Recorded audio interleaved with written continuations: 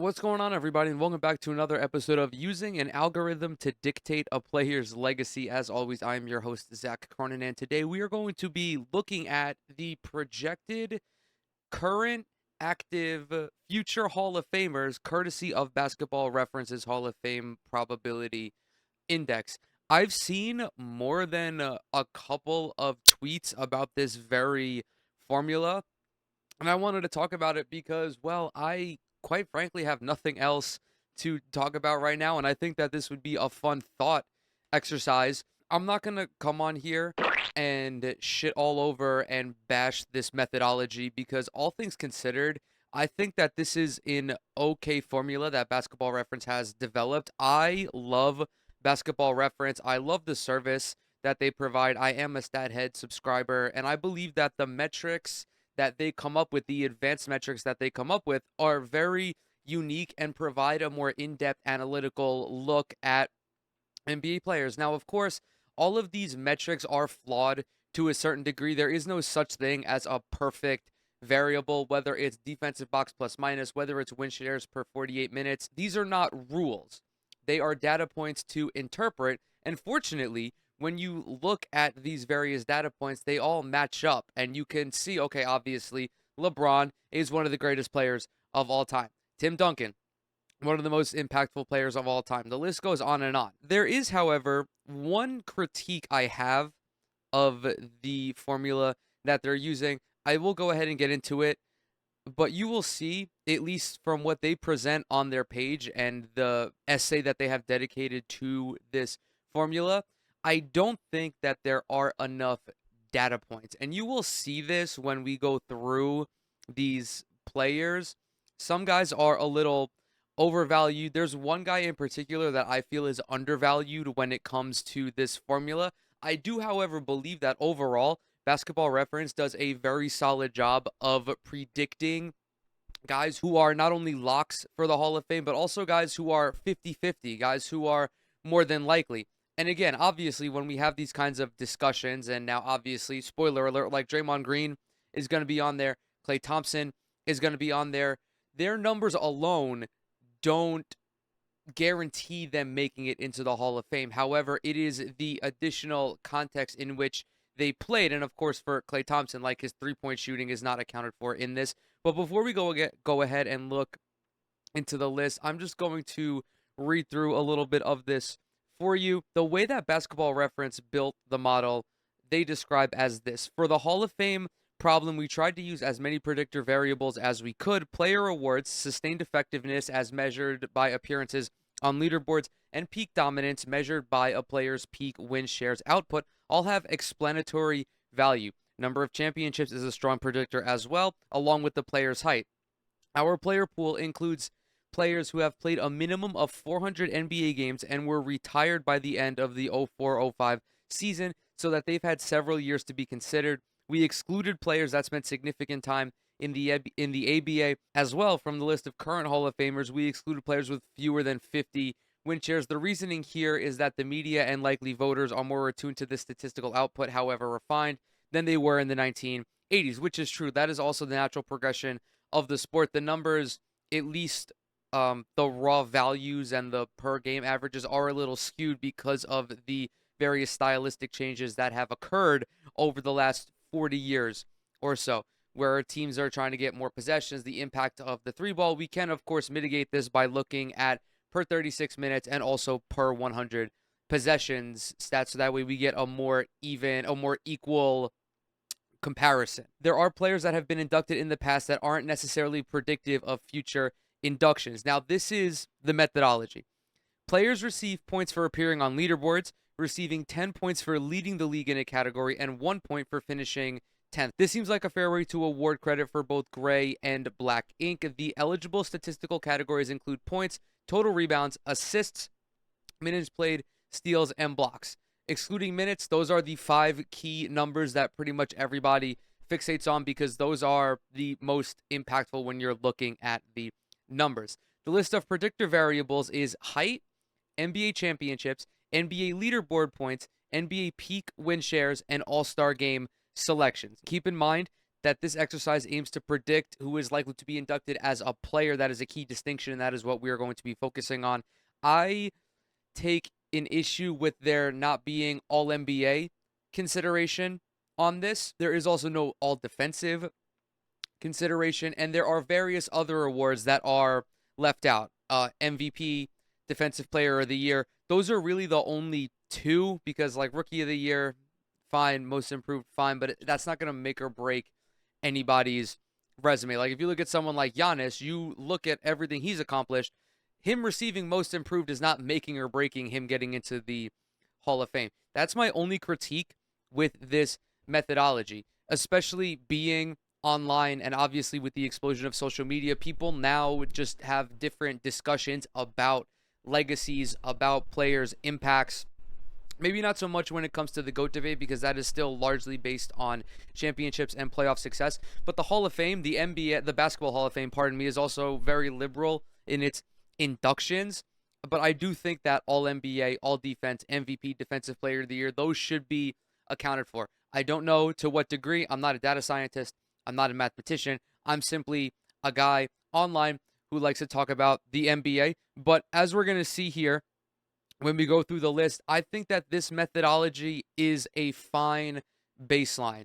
This is a good foundation on which you can build a player's Hall of Fame or Hall of Fame argument. Looking at this list here, I extended it to 25 only because of Rudy Gobert. I'm just going to put my meat on the table.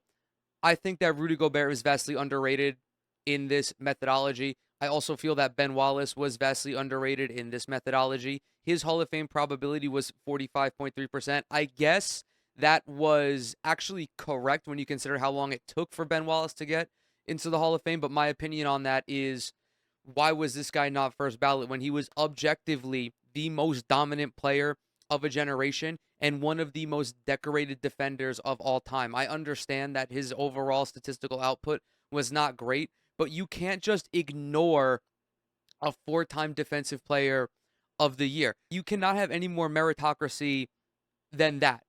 We will touch on Rudy Gobert in a little bit when we get to him. I went ahead and I broke down these prospective Hall of Famers into tiers. I have my locks, I have my likelies, I have my 50-50s, and I have my not likely to get inducted. I do also have a sixth category called the too early category, which is exclusively reserved for Luka Doncic and Jason Tatum, because the way that this methodology works is it is a calculation based on if the player retired today. Guys like Luka and Tatum, that will obviously be factored in once they have a little bit more tenure. But I do think that like once they hit that 10-year mark, it becomes a little bit realer, because especially in a guy like Luka Doncic's case, 10 years from now, or in a couple of years from now, when he reaches that 10-year mark, he'll be like a 9-time All-Star, an 8 or 9-time All-NBA. He'll probably have an MVP or two by then, potentially even an NBA championship. So a lot can change. I'm going to go ahead and just start with the folks who are locks. As you can see, LeBron, KD, Chris Paul, Steph Curry, those guys are 100% getting into the Hall of Fame, according to both me and Basketball Reference. I am also going to throw Russell Westbrook in there. I'm going to throw Kawhi Leonard in there as well. I'm going to throw James Harden in there on top of those two. Kawhi, even though he has been very inconsistent with how frequently he plays, he's still a two-time Finals MVP. Russ, I don't think anything has to be said about that. I know, obviously, he's still active and we're jaded by how many times he averaged a triple-double in his career, but that is objectively one of the most impressive feats that has ever been accomplished in the history of the NBA. And I think that Russ is in a similar spot to Carmelo Anthony, where he's older now, he's not as effective as he once was, and people are just cynical. Sports fans are cynical in their nature, and they're not going to give him the appropriate credit until he is retired and eligible for the Hall of Fame. I feel very strongly about that same scope with James Harden as well. When you look back on what this guy did, one of, if not the most dominant offensive force of his time, like 2016, 17, 18. Additionally, one of the most dynamic offensive minds that the NBA has ever seen. A guy who was consistently averaging like 40 and 10 for long stretches, was really crucial in helping Steph Curry bring in this new style of basketball. Obviously, Steph was more effective at it. No one is going to debate that. But Harden played an integral role in it as well. I do also think that all of the guys who have been selected to the 75th anniversary team are going to be in it as well. I think from the mind of the people who are going to vote, being a part of that team is going to be huge for them. Anthony Davis, I don't have any reluctance about doing this. Same thing with Nikola Jokic. I say only. He's only been a 6-time All-Star, but a 3-time MVP, 6-time All-NBA, NBA champion. He still has a few more years left in the NBA. I think that he is I think that he's a lock. I feel comfortable saying that he is a lock right now. Anthony Davis, of course, fantastic all-around player. What he's blossomed into is incredible. 9-time All-Star, 5-time NBA, 5-time All-NBA, 5-time All-Defense. The only one I was a little skeptical of was Damian Lillard, and that's only because I thought Kyrie should have been on the NBA All-75 team over Damian Lillard. They are pretty much the same player.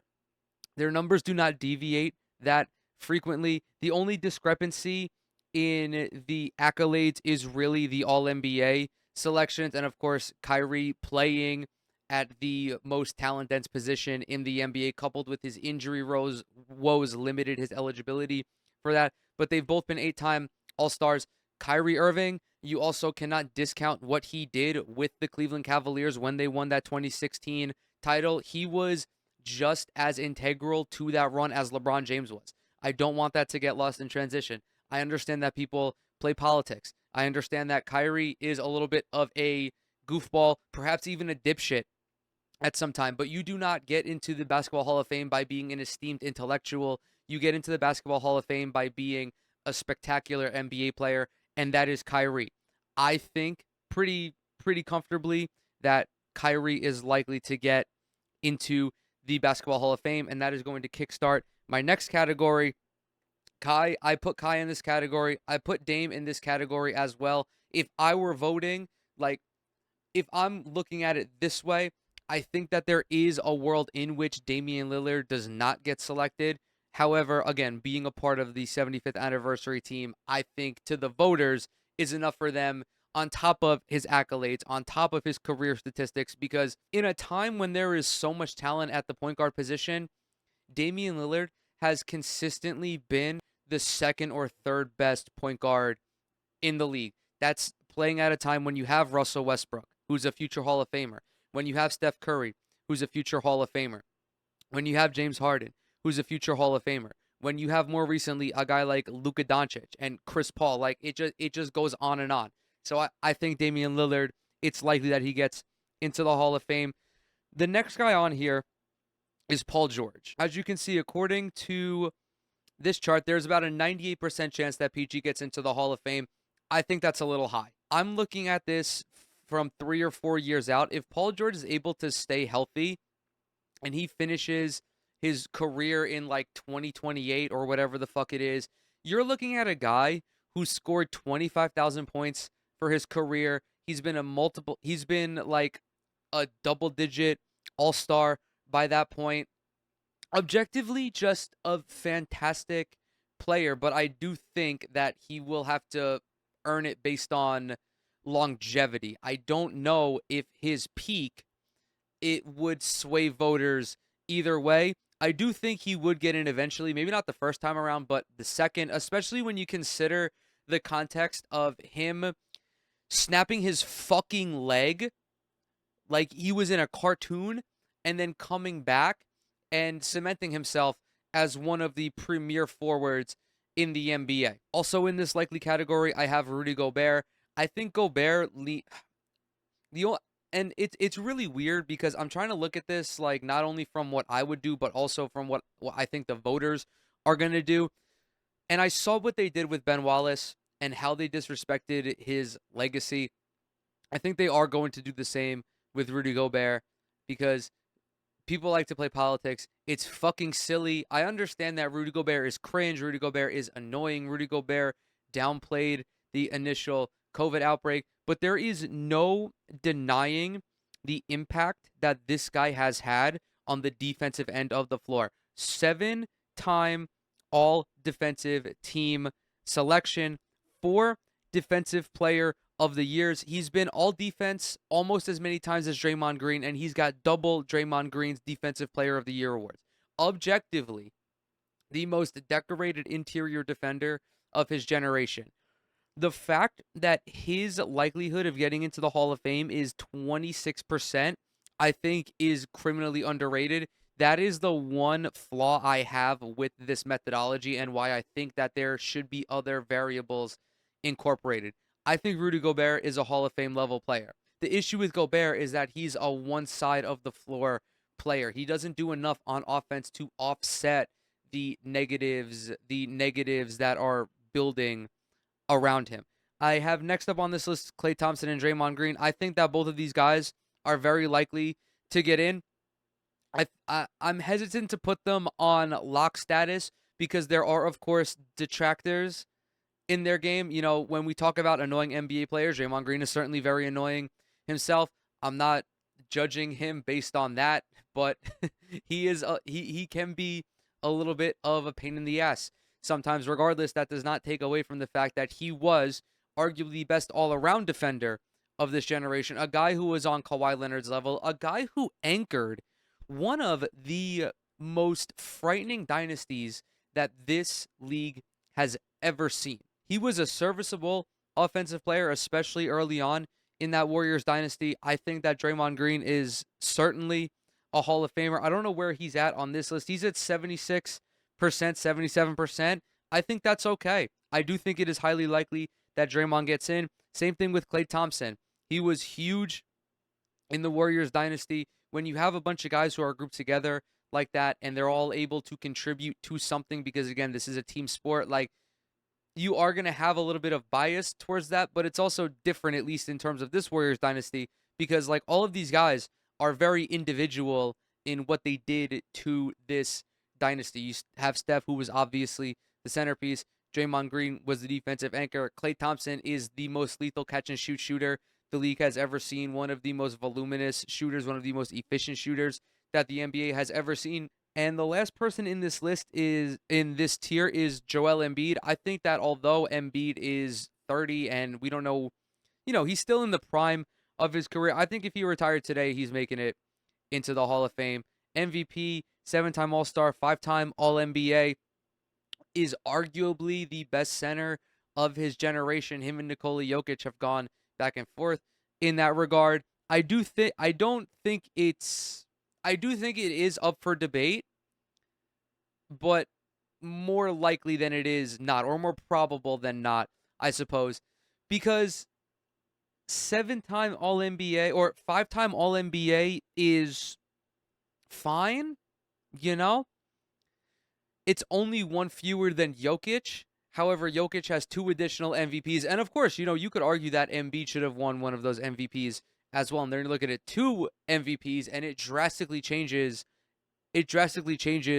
his perception. It's more probable than not. A couple years down the line, I think that he'll be a lock for it. We're now in the 50-50 range. And there is a guy in this tier who I think who is either underrated by me or overrated by Basketball Reference. Now, the reason that this player is in here is because he doesn't have the greatest statistical output. He's not the most decorated player on this list, but he was instrumental in bringing the franchise's first title back to that city, and that is Kyle Lowry, who is at 85.7%. He is, according to this metric, more likely to get into the Hall of Fame than Draymond Green. I don't agree with that at all. Just when you look at Lowry's numbers, 6-time All-Star, 1-time All-NBA is not great. And for his career, he averaged 14 points and 6 assists. Those are okay numbers, but they're like Mike Conley level numbers. And I'm not saying that Mike Conley's not a good player. I am saying that Mike Conley is definitely not a Hall of Fame caliber player. Of course, 6 All-Star appearances does lift his resume a little bit, and I think that helping Toronto win a title does a lot for his legacy. I think that that alone does more lifting than anything else that he's done in his career. But I can see a world in which Kyle Lowry is not a Hall of Fame NBA player. And I can't say I disagree with that. I myself am on the fence about Kyle Lowry, especially when compared to the 3 other guys I have in this list. It is Jimmy Butler, Kevin Love, and DeMar DeRozan. We'll start with Jimmy Butler because why the fuck not? 6-time All-Star, 5-time All-NBA, plus 5-time All-Defense. Those accolades are better than Kyle Lowry's. Butler's career numbers are better than Kyle Lowry's. The only difference is that Jimmy Butler does not have a title to his name, and that's because when he went to the finals, he wound up going up against LeBron James in the Mickey Mouse Championship. Same thing with Kevin Love, 5-time All-Star, 2-time All-NBA. Also, Kevin Love had a peak where he was a fucking beast, like a 20-14 guy when he was fat Kevin Love with the Minnesota Timberwolves. I think that both of these guys are a little iffy. Kevin Love, much like Kyle Lowry, they're in similar boats because Kevin Love was also a member of that 2016 finals team, and he did a lot for the Cavaliers over his tenure. But like the numbers and the accolades are not they're not overwhelming. I can definitely envision a world in which Jimmy Butler is a basketball Hall of Famer. I don't know if I would vote for him. I don't know if I would vote for Kevin Love. The final guy in this tier is DeMar DeRozan. I'm, not really sold on him as well. I originally put him in the not Hall of Fame category, but I felt that was a little disrespectful because the two of the 25 guys who are in the definitely not making a category are Al Horford and John Wall.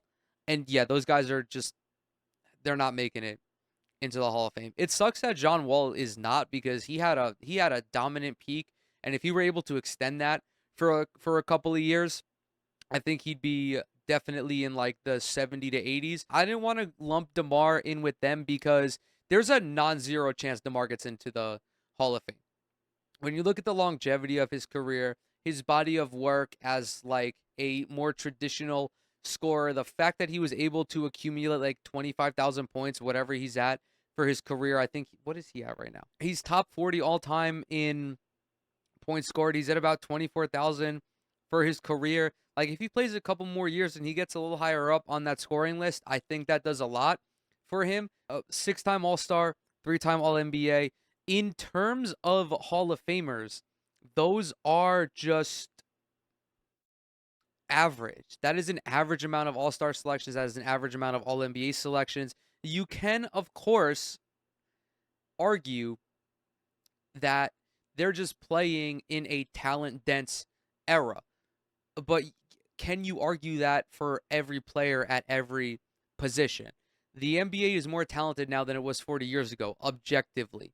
And I think with that, the standards of player that you let into the Basketball Hall of Fame have to increase, at least when it comes to their on-court performance in the NBA. Obviously, as contributors, that's different, although none of these guys would be considered, I wouldn't induct any of these guys as contributors. There's a chance, there is always a chance, there is definitely a chance. I'm not going to rule it out entirely. I don't know if I would vote for DeMar to go into the Hall. I don't know if I would vote for Lowry, Jimmy Butler, or Kevin Love to get into the Hall. I think that this is a good problem for the NBA to have, where there are a bunch of guys playing who are objectively great, but not Hall of Fame worthy, because it shows just where the league is at in terms of its skill and its output. I don't think there's anything wrong with someone not getting elected to the Hall of Fame as a very good player.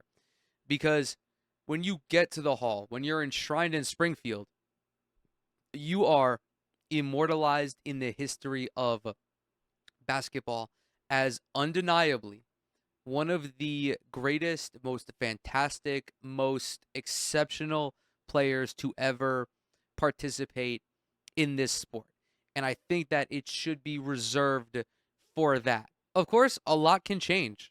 A lot can change over 3 or 4 years. If DeMar goes somewhere and wins a title and he's a guy who contributes meaningfully to a team that wins a title, I think that's going to reflect differently on him. I think that's going to reflect better for him because this formula that we looked at was all metrics, as flawed as it was, as you know, as many as some improvements that there could be. I think, as I said in the beginning, this was a good foundation, but it's up to us, well, not us, but the people who would be voting to add the human touch to it. And of course, a human being, a voter, a writer, a member of the Professional Basketball Writers of America, or whatever the fuck it is just as flawed as an algorithm because folks have implicit biases that they are not even aware of. You can have a motherfucker not vote Draymond Green into the Hall of Fame just because he doesn't like him.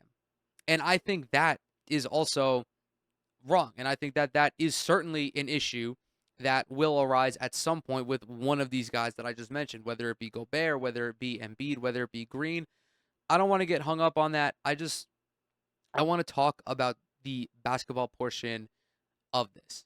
And I really have nothing else more to add. So thank you guys for coming to hang out with me today. As always, everything I'm associated with is down in the description box below. Twitter, Instagram, TikTok. Subscribe to the channel. Leave a like on this video if you enjoyed it. Drop a comment as well. It really helps out with the algorithm. If you do any of those three things, you will become my new favorite person. And with that, I will see y'all in the next one.